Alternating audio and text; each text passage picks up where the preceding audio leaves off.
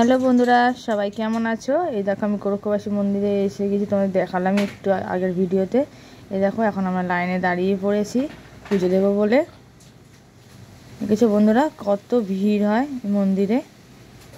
এই যে আমি প্রায় মন্দিরের সামনে একদম এই যে ঢুকেও পড়েছি, ভোলে আমার মাথায় জল দিচ্ছি। কত ভিড় দেখেছো ভেতরটায় বন্ধুরা। এই আমি মামুনিকে ধরে ধরেই সব পুজোর নিয়ম করছি।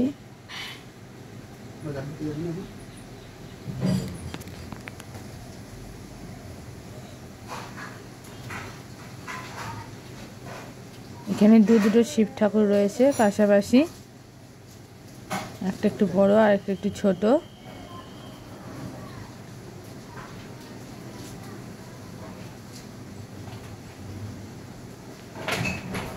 বাবাকে দুধ গঙ্গা জল দিয়ে পুজো দিয়েছি, ফল দিয়ে।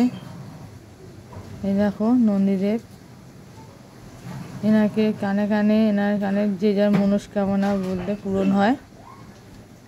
প্রথমে মামুনি বলছে, তারপর আমিও বলেছি।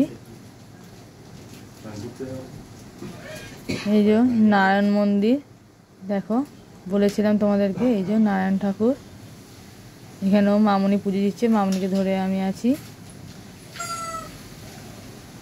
এই দেখো বজরংবলী ঠাকুর।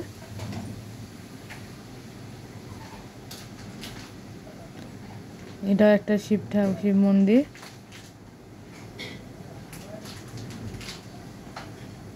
আমি আর মামুনি দুজন মিলে পুজো দিচ্ছি। এটা হচ্ছে তুলসী মঞ্চ।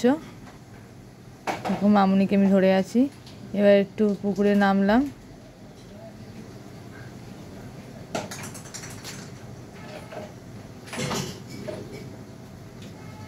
এই সেই পুকুর, যেই পুকুরে সব ঠাকুররা উঠেছে। এরাও সেই পুকুরের জল মাথায় ছড়িয়ে নিলাম, নিয়ে এসে এই যে বট গাছের গোড়ায় দিচ্ছি জল।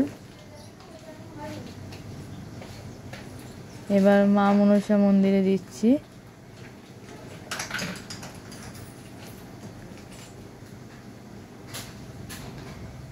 এবার এই যে কুমিরটা মাটি দিয়ে বানানো, এটা প্রত্যেক বছর বানায় এই সময়।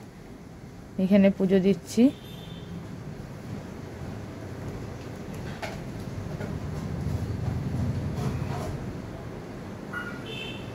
এই যে কাল ভৈরব বাবা, এখানেও পুজো দিচ্ছি।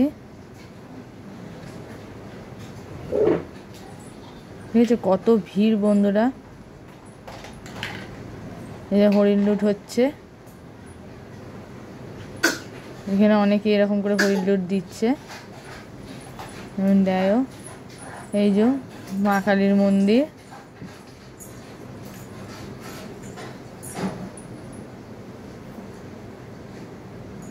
এটা গোরখদেবের মন্দির। এই যে গোরখদেব। বাই বাই বন্ধুরা, আবার পরের ব্লগে তোমাদের সাথে দেখা হবে। বাই।